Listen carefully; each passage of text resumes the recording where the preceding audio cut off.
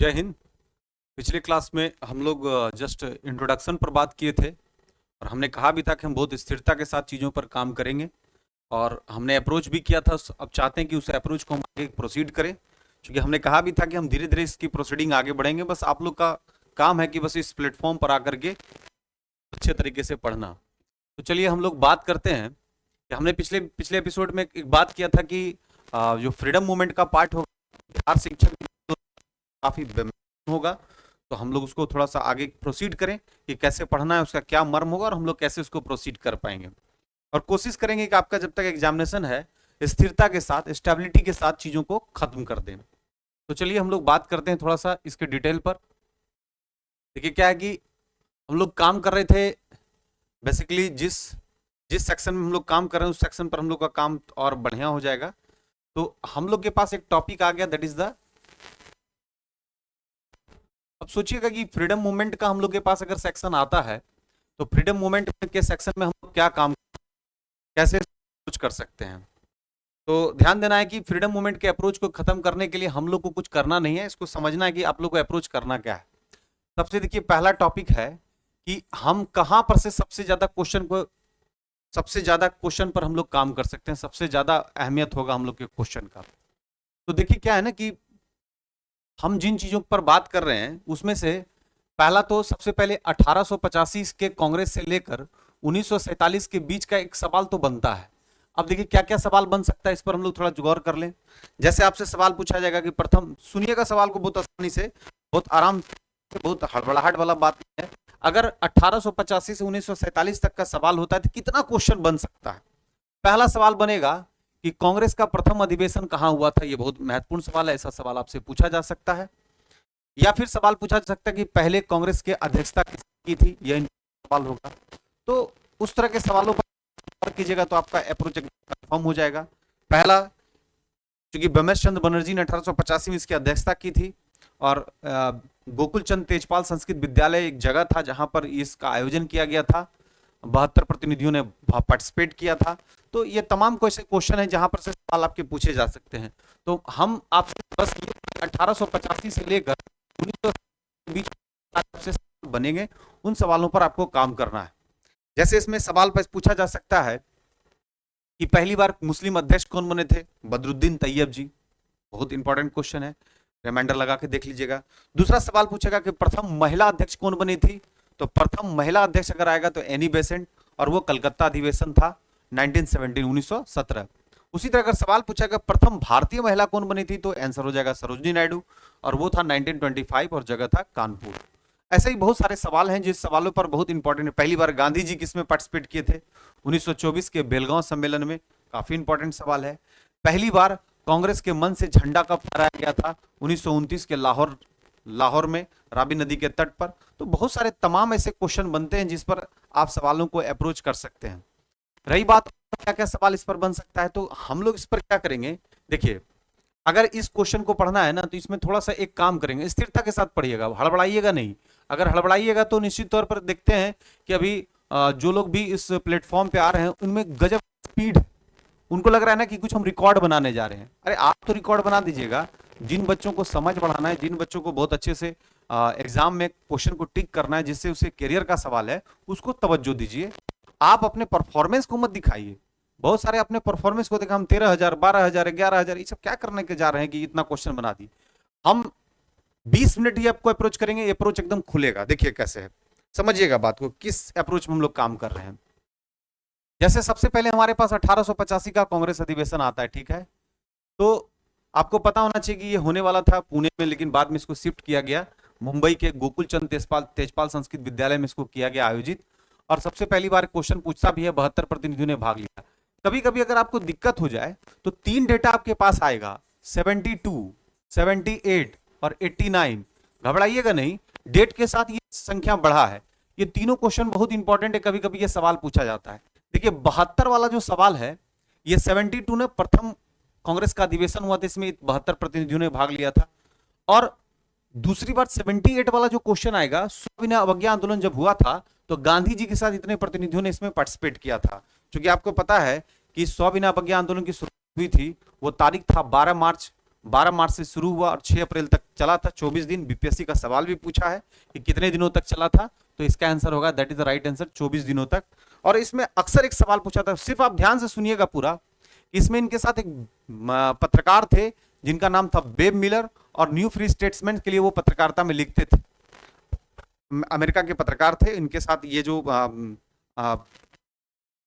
साबरमती आश्रम से, वो साबरमती आश्रम जिसकी स्थापना 1916 में गांधी जी ने किया था। ऐसे गांधी जी का आगमन 1915 में हो गया था। तारीख था 9 जनवरी, और 9 जनवरी को ही हम लोग भारतीय प्रवासी दिवस के तौर पर मनाते हैं। बहुत सारे सवाल हैं आते के साथ। गांधी जी, सबसे पहला इनका जो लेबोरेटरी स्टार्टिंग हुआ 1917 के चंपारण सत्याग्रह में। अगर चंपारण पर हल्का सा क्लिक करते हैं तो चंपारण का बहुत सारा सवाल आता है। जैसे चंपारण से 4-5 सवाल आपका पूछने का क्वेश्चन बनता है, और कोई क्वेश्चन ला करके अप्रोच करने की जरूरत नहीं, चुपचाप से आराम से सुनिएगा तो चीजें बहुत अच्छी हो जाएगी। 1970 का अगर क्वेश्चन पूछता है, 1917 का चंपारण सत्याग्रह से सवाल पूछता है, तो ध्यान रखिएगा कि 1917 के चंपारण सत्याग्रह में राजकुमार शुक्ल के निवेदन पर ये पार्टिसिपेट किए, और जब ये पार्टिसिपेट किए थे तो पहली बार एक व्यक्ति से इनकी मुलाकात हुई थी। महादेव देसाई का नाम सुने होंगे, इनके निजी सचिव के तौर पर थे, बाद में प्राइवेट सेक्रेटरी के तौर पर महादेव देसाई इसमें पार्टिसिपेट किए थे। राजेंद्र प्रसाद की का भी, राजेंद्र प्रसाद के साथ भी कोऑर्डिनेशन बना, लोगों का इसमें कोऑर्डिनेशन आप देख पा रहे हैं। तो हम कह सकते हैं कि 1917 का जो चंपारण सत्याग्रह था उसमें 3 कठिया पद्धति को लेकर के था।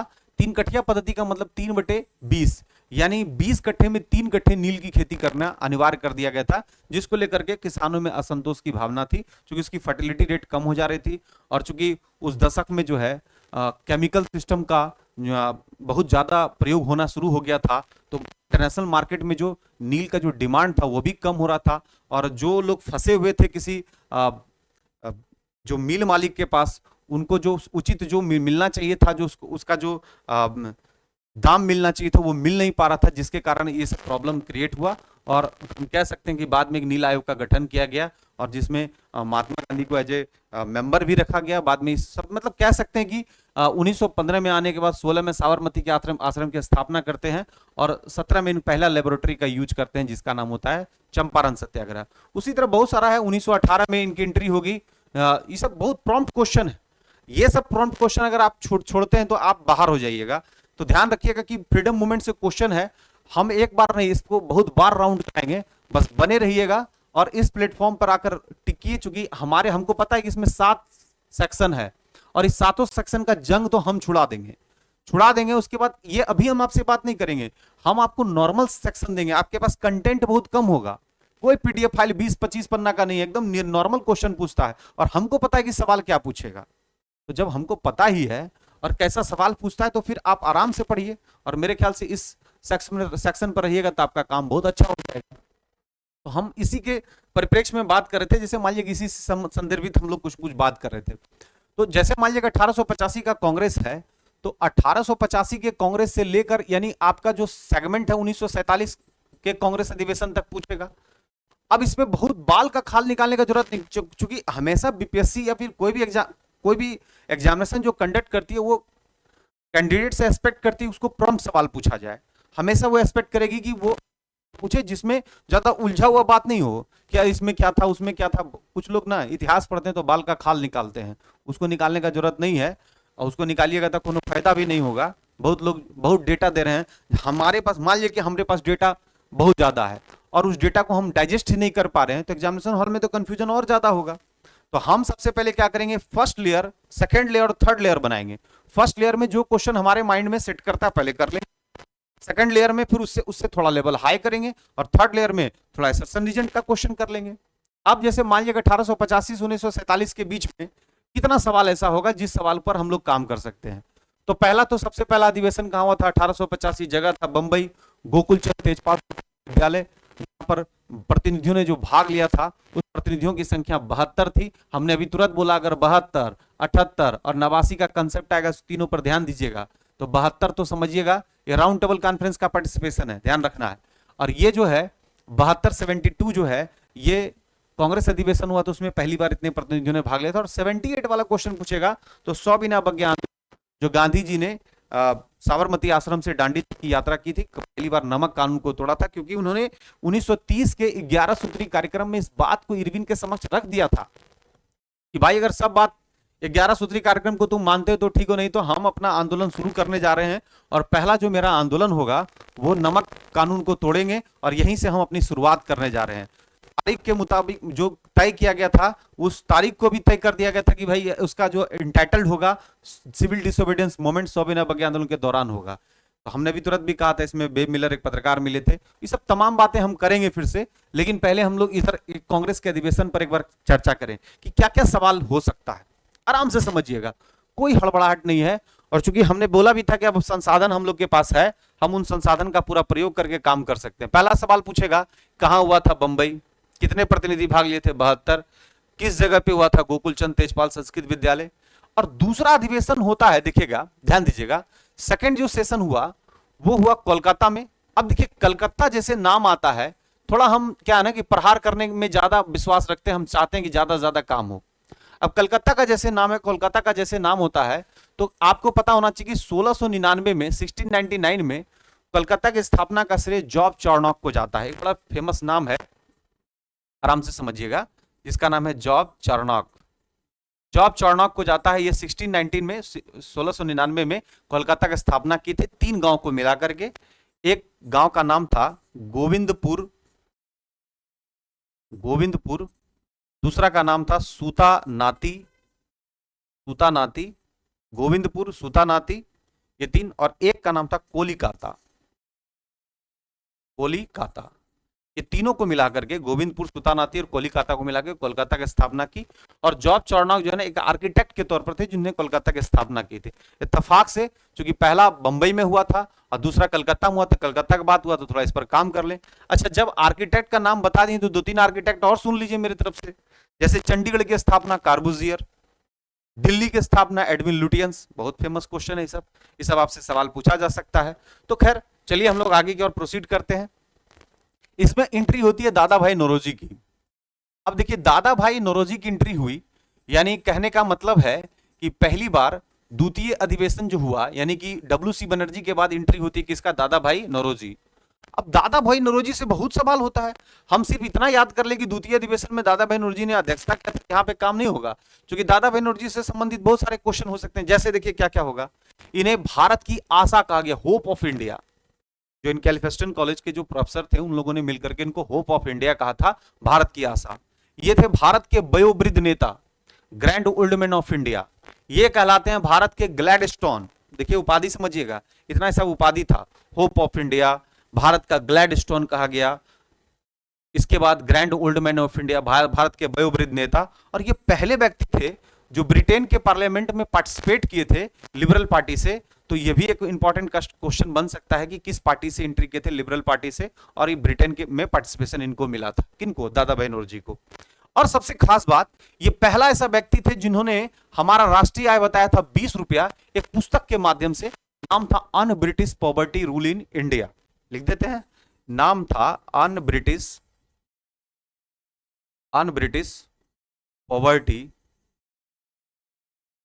Poverty rule in India. Famous question है और लगभग 1867 का ये अप्रोच मिलता है, 67-68 का। तो इस पर ध्यान रखिएगा। Un British poverty rule in India में दादा भाई नौरोजी ने पहली बार राष्ट्रीय आय का अनुमान लगाया था। अब राष्ट्रीय आय का बात आता है तो आपको पता है कि राष्ट्रीय आय का जो हम लोग का सेगमेंट है जीएनपी, ग्रॉस नेशनल प्रोडक्ट बोलते हैं। और ये भी बता दें कि आपको जीएनपी निकालने के लिए हम लोग जीडीपी में +x - y करते हैं, और +x वो लोग हैं जो भारत के हैं लेकिन बाहर में रह रहे हैं, वहां इनकम कर रहे हैं, और -y वो हैं जो दूसरे देश के हमारे यहाँ इनकम कर रहे हैं, उनके इनकम को घटा देते हैं और हमारे देश के नागरिक जो बाहर अर्न कर रहे हैं उसको जोड़ देते हैं। तो हम लोग का निकल जाता है जीएनपी, और जीएनपी में हम लोग क्या करते हैं, -d करते हैं, डेप्रिसिएशन, जो घिसावट हुआ। तो हम लोग के पास फाइनली हम लोग के पास आता है NNP, net national product. Actually economics की बात है, जब दादा भाई नौरोजी का आया तो इकोनॉमिक्स का बात है। वैसे यहाँ पर एक और क्वेश्चन है, पिछले बार दरोगा में ही सवाल पूछा था कि पहली बार साइंटिफिक तरीके से, वैज्ञानिक तरीके से राष्ट्रीय आय का अनुमान किसने बताया था। तो एक नाम आपके सामने बड़ा फेमस आएगा, बीके आरबी राव। पहली बार बीके आरबी राव ने सबसे पहले जो है राष्ट्रीय आय का जो अच्छे तरीके से, जस्ट लाइक एक प्रहार का अप्रोच कर रहे हैं, थोड़ा इसको समझिएगा तो बहुत मजा आएगा। बीके आरबी राव ये सबसे पहली बार वैज्ञानिक तरीके से राष्ट्रीय आय का अनुमान निकालने का काम किए थे। ऐसे राष्ट्रीय आय से संबंधित बहुत सारा क्वेश्चन है। जैसे आप समझते होंगे 1949 में 1949 में राष्ट्रीय आय समिति का गठन किया गया, जिसमें एक नाम बड़ा फेमस है, नाम सुना होगा, पीसी महालनोबिस। बहुत फेमस नाम है पीसी महालनोबिस। पीसी महालनोबिस का नाम जरूर आपने सुना होगा। हमको लगता है कि करीब करीब बच्चे पीसी महालनोबिस का नाम के बारे में जानते होंगे। इन्हीं के जन्म दिवस पर हमारे यहाँ राष्ट्रीय सांख्यिकी दिवस के तौर पर मनाया जाता है और कहा भी जाता है सांख्यिकी के फादर कहलाते हैं पीसी महालनोबिस, प्रशांत चंद्र महालनोबिस। ये वही व्यक्ति हैं जो हमारे यहाँ पंचवर्षीय योजना को भारत में इंट्रोड्यूस किए और ये खुद एक सेकेंड 5th ईयर प्लान को इंट्रोड्यूस किए थे, दूसरी पंचवर्षीय योजना को देने का काम किए थे, जिसका टेन्योर था 56 से लेकर 61। ये इंपॉर्टेंट क्वेश्चन है क्योंकि 51 से 56 और 56 से 61 का टेन्योर चला था दूसरा में, जिसमें तवज्जो दिया गया था हैवी इंडस्ट्री को, खासकर इस्पात वगैरह का जो था, जिसमें स्थापना हुआ आपका दुर्गापुर ब्रिटेन की सहायता से, भिलाई रूस की सहायता से, राउरकेला जर्मनी की सहायता से, लास्ट में तीसरे पंचवर्षीय योजना में बोकारो रूस की सहायता से हुआ था। तो तमाम ऐसे क्वेश्चन है। देखिए क्या है ना कि हम इंडल्गिंग करना चाह रहे हैं, हम पढ़ाना जरूर चाह रहे हैं 1885, समझिएगा बात को। यही आज तक जो समझ नहीं पाया ना, उन लोगों को लगता है कि चलिए एक ट्रैक में रहेंगे। जीएस जनरल स्टडी अब जनरल स्टडी नहीं रहा, अब ग्लोबल स्टडीज का नाम होना चाहिए। हमसे अगर कोई पूछे कि जनरल स्टडी का क्या नाम दीजिएगा, हम सीधा बोलेंगे अब ये ग्लोबल स्टडी है। और ग्लोबल स्टडी में वही इसको पढ़ा पाए जिनको सब क्षेत्र का नॉलेज, खासकर बीपीएससी प्रीलिम्स तक तो कम से कम वही इस मैदान में एंट्री करें जो मल्टी डायरेक्शन में अपने आप को ले जा करके और कंफर्ट जोन में रहे। देखिए यहाँ पर बच्चे नहीं है, एक रूम में इन बातों की चर्चा कर रहे हैं, लेकिन चूंकि था कि पहले थोड़ा हमको कैमरा से इस तरह का लगता था कि किसको हम डिलीवर्ट कर रहे हैं, कोई उस पर से थोड़ा सा फीडबैक दे, लेकिन अब तो हम समझ गए हैं कि हमको अपने जिस जोन में हम काम कर रहे हैं, अपने नेचुरलिटी को भंग नहीं करना। जो मेरा नेचुरलिटी है, जिस अंदाज में हम पढ़ाते हैं क्लासरूम में, उसी अंदाज में हमको पढ़ा। अब डिपेंड करता है कि किन लोगों को ख से खरगोश और क से कबूतर पढ़ना है, हमको नहीं पता, लेकिन हम तो इसी मूड में पढ़ाएंगे। ये अभी बस मेरा एक्सपेरिमेंट चल रहा है। इस सप्ताह हम सिर्फ और सिर्फ छोटा छोटा एक्सपेरिमेंटल वीडियो आप लोग तक समक्ष पेश करेंगे, जिसमें हम अपने आप को खोलेंगे। यानी आपको लगना चाहिए कि भाई अगर हम हिस्ट्री पढ़ रहे हैं तो इकोनॉमिक्स का डायरेक्शन खुलता है, हिस्ट्री पढ़ रहे हैं तो एग्रीकल्चर खुलता है, केमिस्ट्री का खुलता है। जब सब खोलने आपको आ गया तो आप ध्यान रखिएगा कि आपका जो काम करने का तरीका है उसमें लगे शार्पनेस आएगा। जैसे क्या ना कि हम बाइज नहीं कर सकते हैं अपने आप को, अरे हिस्ट्री पढ़ा रहे हैं तो चुपचाप से दादा बन तीसरा बोलेंगे, फिर चौथा बोलेंगे, 1947 तक कर दिए। अरे अपने आप को खोलिए। हो सकता है कि हम पढ़ाने के क्रम में अगर इस क्लास को आप अच्छे तरीके से किए तो हो सकता है कि 4-5 क्वेश्चन आपका सीधा एग्जामिनेशन हॉल में सीधा टकरा जाए, तो हमको तो खुशी होगा कि हम आप वीडियो दिखा पाएंगे कि भाई हम पढ़ाएं। और पहला देखिए एपिसोड में है इतना क्वेश्चन 1 to 5 वाले जो शिक्षक नियुक्ति वाले में है। वैसे ये मत सोचिएगा कि सिर्फ 1 to 5 और शिक्षक नियुक्ति को हम टारगेट किए हैं। अगर पढ़ा रहे हैं तो दरोगा के जो एस्पायरेंट हैं, जो सिपाही के एस्पायरेंट हैं, वो हमारे इस पूरे क्लास को देख सकते हैं और हर दिन एक वीडियो हम प्रस्तुत करने जा रहे हैं। अब आप लोग का दायित्व बनता है कि हमें इंथुजियाज्म लाने के लिए, हमको ज्यादा से ज्यादा एनर्जी देने के लिए अब आपको थोड़ा सा हमको सपोर्ट करना पड़ेगा। सपोर्ट इन द सेंस क्या, ये नहीं कि हम आपसे कुछ बहुत बड़ा बात कर रहे हैं, बस इतना करना पड़ेगा कि अब आप अगर हम फ्रंट में आए हैं तो हमें फ्रंट में लाने का आपका पूरा दायित्व बनता है।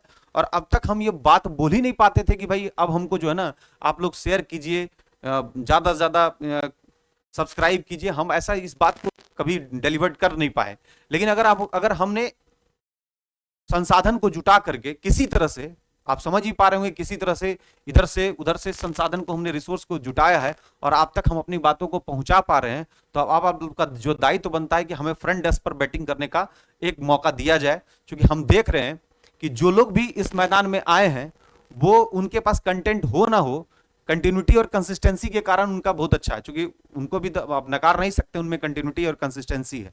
अगर इस बात को करते हैं तो निश्चित रूप से फायदा आपको बहुत ज्यादा होगा और ये एक बहुत अच्छा एपिसोड हो जाएगा।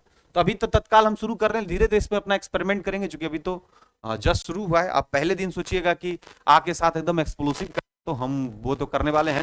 फिरता स्टेबिलिटी मेरे माइंड में, हम चाहेंगे कि ज्यादा से ज्यादा चीज आप तक पहुंच पाए। चलिए बात करते हैं। जैसे दादा भाई नौरोजी का बात आया तो क्वेश्चन आ गया। अब देखिए दादा भाई नौरोजी से 2 क्वेश्चन और इंपॉर्टेंट है।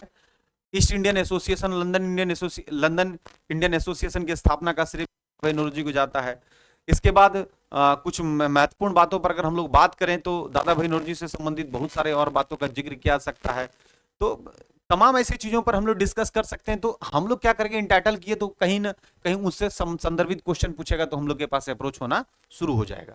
तो चलिए अब देखते हैं कि तीसरा कहां हुआ था।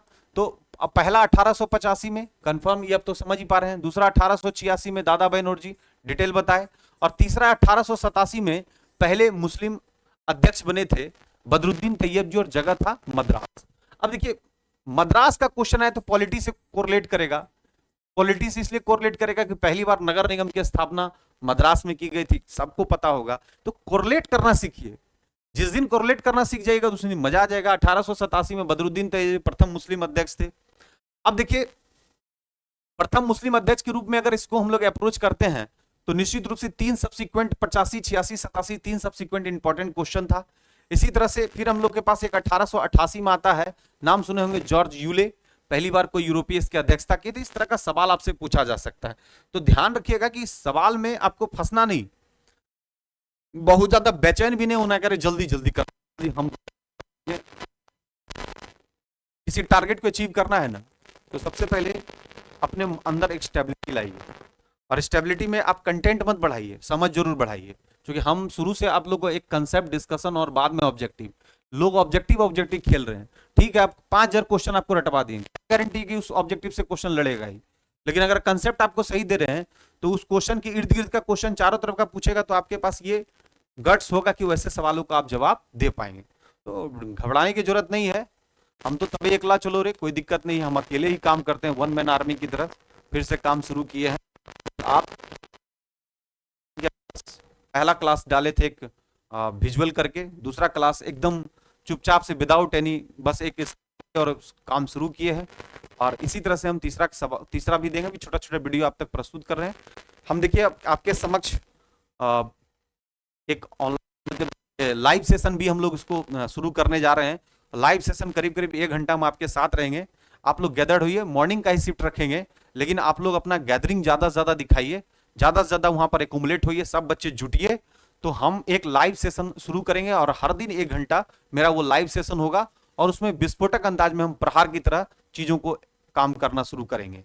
तब तक अभी छोटा छोटा वीडियो अब तक हम प्रस्तुत कर रहे हैं। अभी एक समझ लीजिए कि इस सप्ताह मेरा एक्सपेरिमेंट चल रहा है, उसके बाद फिर हम अपने शेड्यूल में कंप्लीटली आ जाएंगे और काम आप शुरू कर देंगे।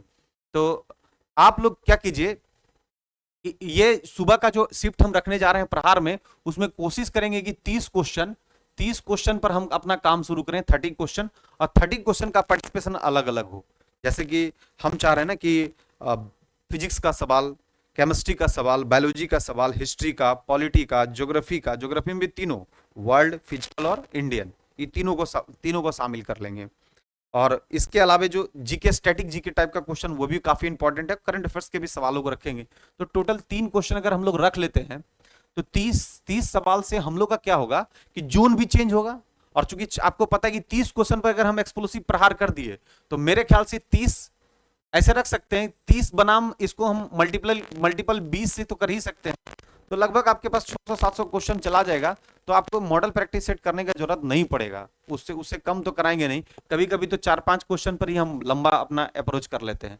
तो उसका सेक्शन का नाम होगा प्रहार। और एक्चुअल पूरे इंडिया का जो प्रहार का जो कंसेप्ट है, जो लोग भी छोटा छोटा क्लिप्स लेकर के आ रहे हैं, छोटा छोटा अप्रोच कर रहे हैं, रियल प्रहार को अप्रोच तो हम ही करेंगे। इसलिए ध्यान रखिएगा कि घबराने की जरूरत नहीं है। जैसे अब चूंकि संसाधन को हम अपने साथ कर लिए हैं तो निश्चित तौर पर इसकी कंटिन्यूटी बनी रहेगी।